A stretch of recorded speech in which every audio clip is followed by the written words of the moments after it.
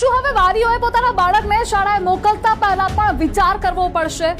કારણ કે અમદાવાદની 7th ડે સ્કૂલમાં ધોરણ 10ના વિદ્યાર્થીનું મર્ડર થયું છે.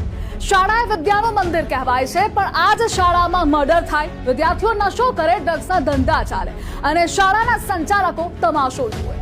એડમિન કહે છે કે સ્કૂલની બહાર ઘટના બની છે એમ કહી ઉડાવ જવાબ આપી દીધો. ધોરણ 10ના વિદ્યાર્થીનું મર્ડર થયું એ પણ નજીવી બાબતમાં. વાલીઓનો આરોપ છે કે અહીંયા દૂષણ છે જ વધી રહ્યું છે. વિદ્યાર્થીઓ સિગરેટ ફૂંકે છે, નશો કરે છે અને વિદ્યાર્થીનીઓને હેરાન પણ કરાય છે. વાલીઓમાં જોરદાર આક્રોશ છે.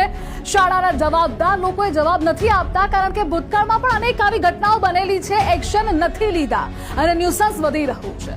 શાળાની માન્યતા રદ કરો, આ માંગ વાલીઓની છે અને બીજી તરફ શાળા સંચાલકોએ ભૂગર્ભમાં ઉતરી ગયા છે. લાગે છે કે આ ન્યુસન્સની વચ્ચે વિદ્યાર્થીઓ શાળામાં ભણશે ખરા? તમારું શું કહેવું છે સ્કૂલમાં મર્ડરને લઈ, વિદ્યાર્થીઓની સુરક્ષાને લઈ?